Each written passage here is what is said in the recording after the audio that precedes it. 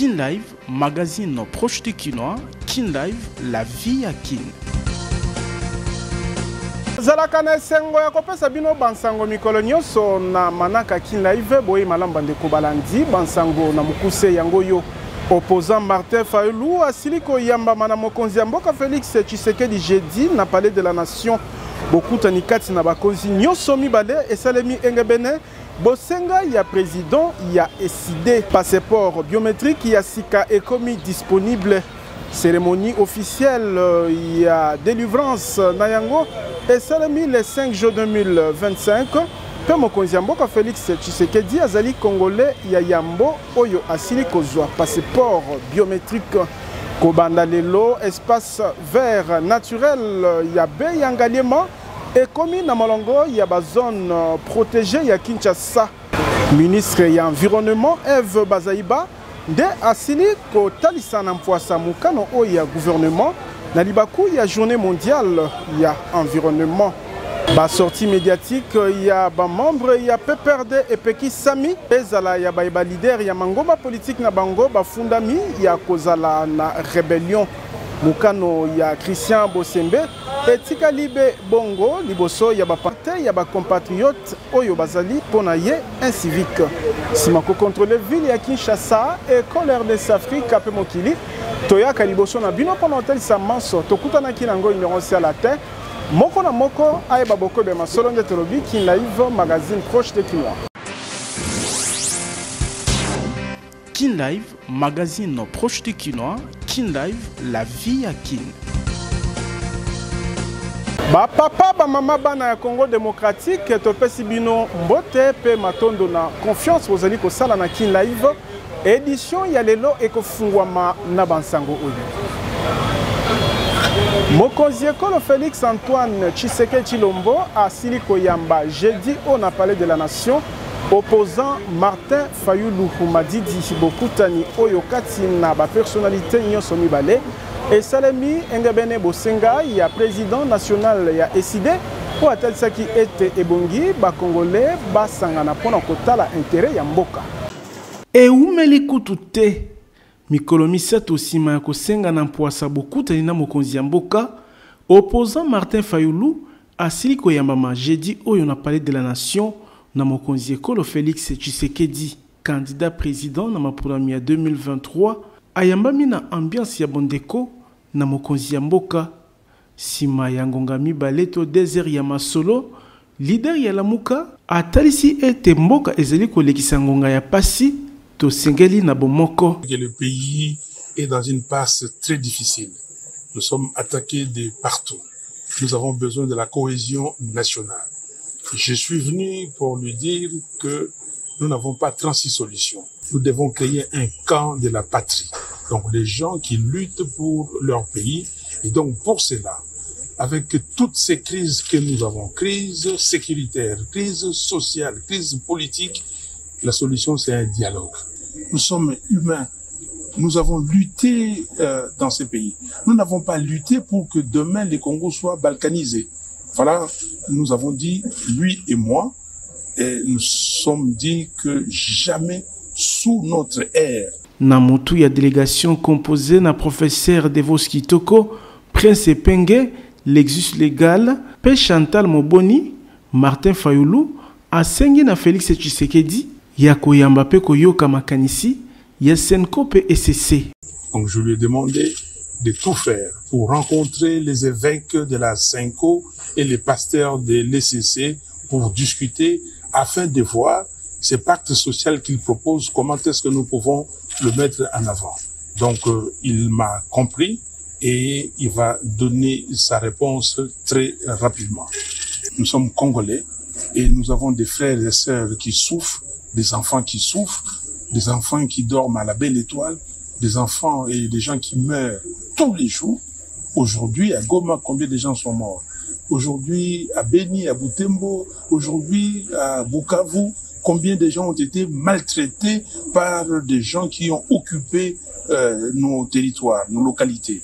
Donc, c'est de ça que nous avons parlé. Wuta bokutani ya opposition à Genève en novembre 2018, ba personnalité nyonso mibale bakata boyokani leader ya SID pe mokonzi ya lamuka akoma opposant ya makasi ya président Tshisekedi. Bokutani oyo ya palais de la nation ekoki kolongola bango na bopotani pona kozwa boyokani na ntina intérêt ya mboka. Tolobi ti bokoyoka.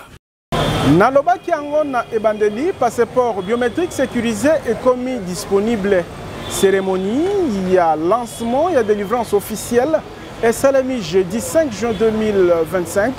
Pe mokonzi mboka Félix Tshisekedi azali congolais ya yambo ya kozwa passeport po azali kotosa ba norme ya OACI. École Congo démocratique est commis na passeport ya sika fixé na $75 américains. Lancement officiel na yango et salemi jeudi 5 juin 2025 na Kinshasa na miso ya mokonzi mboka Félix Tshisekedi Tshilombo oyo azwaki mbala moko passeport biométrique na ye oyo ezali na puce wuta centre ya capture et chami na centre culturel ya Afrique centrale na Kinshasa et ezali ministre ya misala libanda Thérèse Kaikwamba Wagner nde aibaki na ko lancer passeport ya sika kobetaka c'était na motuya na yango $75 engebene mitindo wa mokonzi mboka Félix Tshisekedi na conseil des ministres il y a le 11 avril 2025 passeport biométrique ya sika ezali na micropuce radiofréquence ya identification sans contact page moko ya ba données ya polycarbonate oyo epesi résistance makasi na falsification ba élément ya sécurité avancée lokola hologramme pe filigrane oyo ekomisi piratage na yango pasi makasi ba page bakisami na passeport ordinaire na koyoka ministre misala libanda passeport ya sika ekolo Congo démocratique ezali na ntina ya ko se conformer na ba norme internationale ndakisa norme 39794 ya OACI. Tolobi Tibo Koyoka.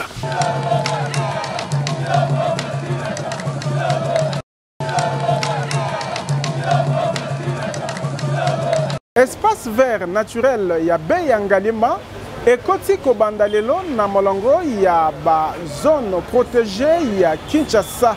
Ministre ya environnement Eve Bazaiba nde abina kotalisa na mpwasa mukano oyo na libaku ya milulu ya journée mondiale ya environnement elengelami jeudi oyo na concession Itex Africa.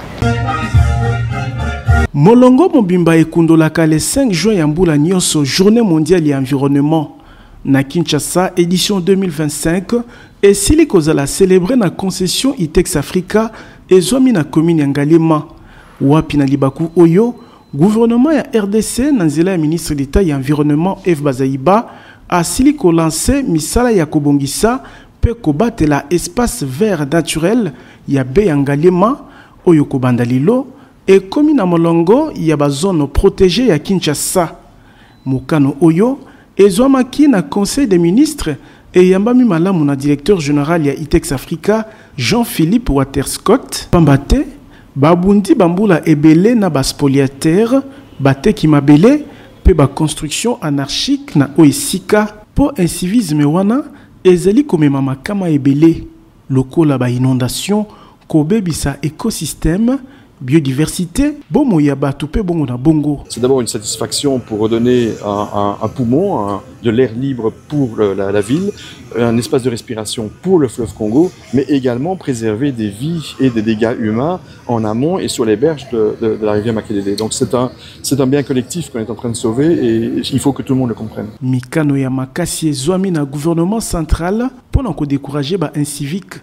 Nakoyoka ministre d'État et environnement Beyangalema ezali esika ya kotonga te. Espace oyo ya Beyangalema ezali ya kotonga te. Soki batu ba longwe awa to bateli Beyangalema espace oyo nyonso tokozala sécuriser makamba ba inondation ekozwa biso lisusu te. Litomba mususu ekozala esengo pe ya kombona mboka kitoko. Babiloko mususu to sepela ko sombi carte postale otie na ndako euti na mboka mususu. Mais soko kangi photo otie na ndako to bengi yango pe carte postale ndenge toloba esengo musu ezali to mona na ba réseaux sociaux bazoloka tala bangubu bayebele ba hippopotame mwana yoka ngubuka na kombo amona na misute toza na occasion ya komona kinwa nyonso to congolais nyonso ou moto aye awa na Congo aza na droit ya ko accéder komona fleuve na kitoko na yango na bomengo na yango. Bokoki koya ko bloquer yango te ko tonga bandako ko sala soyi makambo nini. Elo to ko sala kolona nzete.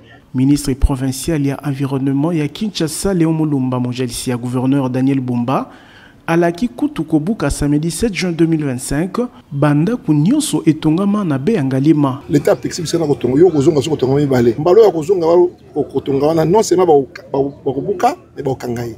Et nazo profiter pe na occasion pour na kosenga ba na biso ya justice. Ba accompagner son opération. Il était que lobby to buki comme je vois les cas na Kitambo, ma convocation, ma invitation, ma ceci, c'est là non. Na cadre ya coopération publique privée, Beyangalima ekobongolama esika ya kitoko oyo ekozala attractif pe ekoki ko mobiliser ba recette pambate ekokoma espace touristique ya Mutuya Tolobi Tibokoyoka. Mokonzi Assemblée nationale Vital Kamerhe na ngambu na ye apesi longonia na mokonzi ya mboka Félix Tshisekedi kolandisama na boponami ya ekolo Congo démocratique lokola membre non permanent ya conseil ya sécurité ya Nations Unies na koyoka Vital Kamerhe ezongisi mboka na concert des nations.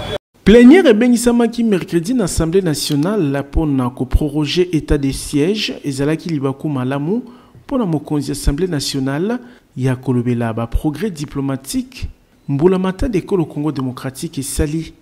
Vital Kamerhe abandaki ya mboko kumisa mokonzi mboka Félix Tshisekedi pona manso azali kosala pe azangaki te kotonda molende ya premier ministre Judith Suminwa pe ministre ya misala libanda Thérèse Kayikwamba ndenge ekolo RDC et ponami membre non permanent ya Conseil de sécurité des Nations Unies. C'est ici l'occasion de saluer les efforts du président de la République, Félix Antoine Tshisekedi Tshilombo, qui a jeté son dévolu sur des femmes, Madame Suminwa, première ministre, et Madame Thérèse Kayikwamba, ministre d'État des Affaires étrangères. Le duo de ces deux femmes a réussi là où les hommes ont mis longtemps pour remettre la République démocratique du Congo sur l'échiquier international. La dernière fois que la République démocratique a siégé au Conseil de sécurité, je me souviens très bien, c'était en 1993, et c'est l'ancien ministre Mushobekwa Kalimba Wakatana, d'heureuse mémoire, dont je fus conseiller par la suite directeur de cabinet. Donc en effet, la République démocratique du Congo a été élue avec brio, membre non permanent du Conseil de sécurité. Sur 187 pays qui ont pris part au vote, 183 ont voté pour la République démocratique du Congo. C'est une forme de réparation morale uniquement et psychologique. Ceci démontre bien que notre cause est noble. Alors Madame Thérèse Kayikwamba, ministre d'État des Affaires étrangères, qu'elle daigne recevoir toutes nos félicitations. Élection ya École Congo démocratique na Conseil de sécurité des Nations Unies ezali pona mandat kobanda 2026 kino 2027 Tolobi Tibokoyoka. Organisation internationale ya francophonie ezali kopesa maboko na École Congo démocratique o ezali na ba front nyonso pona koluka bozongi ya kimia na est ya Congo RDC. Délégation ya OIF batalisaki soutien na bango na Sama Lukonde Kyenge mokonzi ya Sénat po asilaki koyamba bango na cabinet na ye. Na mission na Kinshasa, délégation ya OIF esili koyamba mercredi 4 juin 2025 na mokonzi ya Sénat Jean-Michel Sama Lukonde Kyenge na koyoka Mireille Bercé Cohen, ambassadrice pe mojalisi ya mokonzi ya Fédération Suisse ya francophonie bayaki kosolola na mokonzi ya Sénat pe kotalisa soutien ya OIF nekolo Congo démocratique o ezali kobunda na ba front nyonso pona bozongi ya kimia na est abetisete na motuya ya solidarité internationale kotala ba défi école Congo démocratique. Je mène une délégation d'États membres de la francophonie avec des membres d'importants représentants de la Côte d'Ivoire, du Maroc et du Togo font partie aussi de ma délégation. Et nous sommes accompagnés par le secrétariat de la francophonie. Alors nous avons eu un échange de très haute tenue, j'aimerais le souligner, sur la situation dans le pays, en particulier à l'est du Congo, Et nous avons aussi parlé des chemins vers la paix. Quelles sont les voies qui sont en cours, quels sont les processus qui sont en cours et comment ceux-ci peuvent aboutir à une solution de paix qui permette le développement, la prospérité de tout le pays bien sûr, mais aussi surtout en l'occurrence de l'Est du Congo, qui est une région si riche. Le Congo, c'est le plus grand membre de notre organisation. Nous tenions à faire entendre la solidarité de l'organisation de la francophonie. Pour Mireille Bercé, et sengeli ko agir na lombangu natina ya kobongisa ba condition ya population ndakisa basi pe bana tolobi Tiboko Yoka. Ba sortie médiatique ya ba cadre ya PPRD pe ya Mangomba oyo ba leader na bango batangami na molongo ya ba Tomboki et Pekisami Christian Bosembe mokonzi ya sesa kazalaki liboso ya bapanzi sango wapi atalisi ete mukano na ye ebuki soki mokete makoki ya ba compatriotes na ye oyo bazali incivique. Et cette mesure, encore une fois, elle est conservatoire. Ça veut dire que c'est une mesure, je ne veux pas dire comme les sociologues, ce n'est pas une mesure précaire, mais c'est une mesure à effet court, qui peut être revue à tout moment. Donc on a interdit à aucun Congolais de réfléchir sur la question. Mais par contre, nous avons dit ceci. Le média qui va donner la parole, encore une fois une nuance importante, qui va donner la parole à ce parti-là, ce média va être sanctionné. Mais une nuance est celle-là. Le cadre de ces partis-là peuvent être invités dans les médias, mais pas pour parler de leur parti politique, puisque ce parti-là est suspendu. C'est la logique. Mais vous pouvez les inviter pour qu'ils parlent du fonctionnement d'une caméra. Que vous dites que ce monsieur est interdit de passer à la télévision, c'est différent de dire ce monsieur est interdit de passer dans sa casquette. Donc si on dit les membres du PPRD ne peuvent pas passer à la télévision, nous sous-entendons ils ne peuvent pas passer dans leur casquette de membres du PPRD ou pour parler du PPRD puisque le parti a été sanctionné. Mais il n'y a pas que ce parti-là. Encore une fois, il faut le dire. Il n'y a pas que le parti du PPRD. Parce que les gens vont dire, mais pourquoi cette fixation? Non, nous parlons des cas généralement emblématiques. Il n'y a pas un seul réseau de terroristes qui est Al-Qaïda. Il y en a beaucoup. Ngonga ekoki ya kosukisa désordre na ba carrefour, ba garage, stationnement sauvage, pe tapage sonore, ezala ya butu to ya moyi. Mukano ya gouverneur ya ngumba mokonzi Kinshasa Daniel Bumba, oyo ayebaki na kotalisa na ba bungumes pe ba chef ya quartier ya Kinshasa na cadre ya manaka na ye Kinshasa ekobonga. Réunion moko pona ko mettre en place une vraie alliance entre le gouvernement provincial et vous, pour tout le monde, Kinshasa. Kinshasa est comme ça en réalité et c'est faisable. Ce que l'alliance se met en place de manière isolée, on ne va pas y arriver. Il faudrait que votre gestion soit tournée vers l'intérêt général. Si on a intérêt général, il faut comprendre qu'il faut salité à la terre, nous comptons de faut pratiquer à la terre, puis voilà, et nous avançons. Il va falloir que nous puissions nous impliquer en case. Ceux qui vous impliquent, ça sera difficile pour nous de réussir. On ne va pas réussir pour moi, on va réussir pour l'intérêt de notre ville. Je veux qu'on fasse un effort. Tout redoré dans moi image à Kinshasa, il y a Mickey. L'été à Miénéa. Mamba Balaba est à Ouézeto, Boché la Omaël. Mamba prise, Boché la Omaël. Mamba garage en désordre, on a Boché la Omaël. D'ailleurs, je profite de l'occasion pour vous informer. Je pense que aujourd'hui ou demain, il y aura un communiqué qui va sortir relatif à ça. Mais pas venir sur la Kinshasa. Etumba ya kobundisa kolera ba konzi ya bikolo ya Afrika pe ya bambula matadi mokoka zomi kati na bango Félix Antoine Tshisekedi Tshilombo basilaki ko participer na visioconférence na réunion ya crise sanitaire elengelamaki kolandisama na épidémie ya choléra na continent africain. Mokonzi ya mboka Félix Tshisekedi ayebaki na koparticiper mercredi 4 juin 2025 na visioconférence na liyangani ya Lombangu. Mokonzi ya mboka Zambie Hakainde Hichilema abengisaki wapi mama likambo ezalaki crise sanitaire liée na épidémie ya choléra oyo ezali kotungisa Afrika mikolo oyo. Na liyangani oyo bakonzi ya bikolo pe ya mbula matadi ya Union africaine na boyokani na centre africain ya contrôle pe ya prévention ya babokono CDC Afrique esangisaki bakonzi ya bikolo pe ya bambula matadi zomi na ba ministre ya ba pays membre ebele kotala bomati ya épidémie na bikolo ebele ndakisa Angola, Sud Soudan pe ekolo Congo démocratique.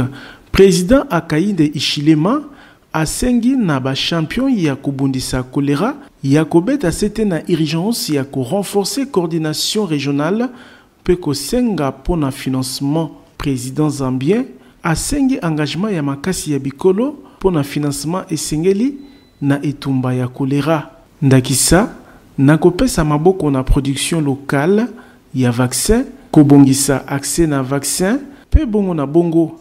Wana ye kozwa maloba mokonzi ya mboka RDC Félix Tshisekedi a rappelé ki ba progrès ekolo Congo démocratique esali ndakisa adoption ya plan ya lutte contre choléra wuta 2017 pe abetisete ete koleka 7 millions ya batu bazali déjà vacciné na mboka. Boye etalisi engagement ya mbula matadi ekolo Congo démocratique pona kosukisa maladi oyo. Liyangani oyo etalisi pe volonté commune ya bakonzi ya Afrika ya kozala liboke kotala menace pe kotia na misala ba solution concertée pona bobatelami ya population. Tolobi Tiboko Yoka. Coalition Lamuka bapanzisango pe lisanga azado ebundelaka makoki ya bato batelemeli décision ya CESAC o epekisi kolekisa na bitando pe kolobela na bapanzisango baaktivité ya mokonzi ya mboka ya kala Joseph Kabila ya lingomba politique pe perde pe ba membre ya lingomba politique oyo. Soki Yves Bouya alaki ko saisir conseil d'état Jean-Claude Katende ye atalisi etezali abus du pouvoir. Kasinangambu ya Prince Penge abengi bapanzisango pe ba media ya kobwakisa mokano ya Christian Bosembe bapekisi kosolola tope koreleye mingongo ezali komata pona kotelemela mokano ya Christian Bosembe mokambi ya CESAC oyo ayebi na kosuspendre kolekisa baaktivité ya mokonzi ya mboka ya kala Joseph Kabila lingomba politique na EPPRD pe ba membre ya parti politique oyo na ba média to ba réseaux sociaux na ekolo Congo RDC. Bapanzisango ebele bakalifie mokano wana lokola dictature. Yves Bouya alaki ko saisir conseil d'état contre décision impopulaire ya CESAC oyo pona ye ezali arbitraire. Nakoyoka Yves Bouya mokano ya Christian Bosembe ezali ko bebisa démocratie. Abengi mokambi ya CESAC ya kosukisa forfaiture na ye pe ba journaliste ya koboya mokano oyo ezali na soubassement légal moko te. Amituni lolenge nini kopesa nsango ya Joseph Kabila ekoki koporte atteinte na sécurité ya mboka. Nangambu na ye mokonzi ya azado mokano ya CESAC ezali abus du pouvoir ekokaki kozala justifié soki pe perde ezalaki dissous. Nzoka to komina no wana te elobi Claude Katende oyo a dénoncé règlement des comptes. Mokonzi ya azado abengi CESAC ya koboya komikotisa na jeu politique. Coalition Lamuka pe abengi ba media pe bapanzisango ya kobwakisa mokano ya CESAC oyo pona ye ezali violation ya droit fondamental na démocratie. Na koyoka Prince Penge, Christian Bosembe pe Patrick Mouyaya bazali na botosi to respect soki mokete na bapanzisango pe ba media ya Congo. Mokonzi ya eside na ngambu na ye Martin Fayulu pe atelemeli mokano oyo. Oui, mais tous ceux qui entravent démocratique ne sont pas d'accord. Il faut laisser les gens libres. Ils ont fait une alliance. Kabila, Tshisekedi, Katumbi et tous, ils ont fait des alliances. On les a laissés libres parce que c'est leur liberté, c'est leur libre arbitre. Je ne suis pas d'accord pour la restriction des libertés des paroles, des libertés individuelles. Il faut laisser les gens parler. Boiba était liberté d'expression, toko pesa makoki na moto ya koloba, ezala na nzela ya bitando, ezali droit fondamental, oyo elobami na mibeko ya mboka, tolobi, tiboko yoka. Koma kola lopango na $1,500 ya pamba, kasi kofuta be $500, mususu ekolanda muke muke. Soki polingo koma patron, babus ya sika 00 km, ezali kopesa mananyongo na président Ziko Mukanga. Bolingo ya Congo pe ba Congolais ndezali ko caractériser l'action sociale pe philanthropique ya président Ziko Mukanga Makila Lumumba o alingi ko mona lisusu locataire pe mobola te na Kinshasa koko makolo lopango ezali lisusu lixité pour président Ziko Mukanga a soldé lopango ya 20 sur 20 na $1,500 oyo kuto ko futa $500 ya pamba mususu ekolanda moke moke tala ba kinois pe ba congolais o batimba na ba quartier Mukanga na commune Ntele pe quartier Mukanga de na Menkao na commune ya Maluku pona ko pona lopango na ye grâce ya opération koma kolo lopango awa kotonga ndako ezali na facilité po nyonso eza sur place ba dépôt ya ciment ba dépôt ya mabaya ya ba barre de fer ya ba tol pe ba forage pona kozwa mai ezala ba groupe électrogène ya mbiji pona kosunga misala na bino etambola na lombangu nil par ailleurs na quartier Mukanga de paysage ezali awa lokola kaka na Ottawa na Canada mopepe kitoko mokonzi ya bawewa nyonso ya RDC amemeli bino opération comme patron babus Mercedes force ya sika 00 km ezali kopesama na $30,000 ya pamba kasi okofuta be $10,000 mususu kolanda moke moke moto ya 2 pneus na $1,300 avance $400 moto ya 3 pneus na $4,500 ya pamba avance $2,000 ozwi moto na yo mususu kofuta moke moke bongo pona ko améliorer social ya population Ziko Mukanga Makila Lumumba asali 300 hectares ya bilanga pe ebele ya maziba ya mbisi pona ko lesa peuple congolais poisson Ziko Mukanga na moins cher olingi o bénéficier na ba avantage nyonso oyo président ya ANIPTNC apesi bino adresse ezali moko numéro 42 ya avenue Victoire na deuxième niveau ya galerie infra quartier Kauka na commune ya Kalamu tolobi tiboko yoka kotanga na mikili ya poto ekomi facile pour na bilenge ya Kinshasa pe ya Congo démocratique na bokasi agence de voyage Tour du Monde Service pour ezali ko faciliter visa d'études pe ba inscription. Je suis dans l'une des universités catholiques d'ailleurs. Kotanga université na poto ezala na ba institut technique et komi pété pour na bana ya Kinshasa pe ya RDC. Pambate mokonzi agence de voyage Tour du Monde Service azalaki na ba différents pays ya Europe ndakisa France, Belgique, Italie, Suisse pe misusu pona ko signer ba protocole d'entente na ba différentes universités ya bamboka o ya Europe pe ba institut technique natina ko faciliter bilenge ezala ba ya école secondaire olingi okende kotanga na poto sans risque ya ko se faire escroquer adresse ezali moko agence de voyage Tour du Monde Service po awa okosala choix université yo moko pe agence et ko faciliter yo na ba démarche pour na inscription pe obtention ya visa d'études soki omonaki pasi na kala lelo temes mobiki si aye kosunga yo mwana ya Congo olingi kotanga na poto okende kosala ba études na yo na pete ezala ba bourse d'études possibilité ya kozwa yango pe ezali spécialisé dans ko faciliter ba démarche pour na visa temes ezali kokoba kofungola champ bino ba yebolingi kokende États-Unis Canada, pour na ba raison ya tourisme pe misusu, l'agence la plus crédible TMS ezali kokoba na mosala ya kosunga ba congolais. Tozali na numéro 5151 ya balabala Kasavubu, quartier Matonge na commune ya Kalamu. TMS mobiki si pour na ba démarche ya voyage na Kinshasa. Tolobi tiboko yoka. Kin Live, magazine proche du Kinois. Kin Live, la vie à Kin. Famille Louadio, Perodi Louadio, mopanzi sango na canal Kin télévision, bazeli na mawa ya koyebisa na baninga pe bayebani. Liwa ya papa penoko na bango, Bob Louadio Timothée, oyo azungiseki molimo na nkolo le 21 mai 2025 na Kinshasa, kolandisama na maladi ya ngonga moke. Programme ya matanga epesami boye.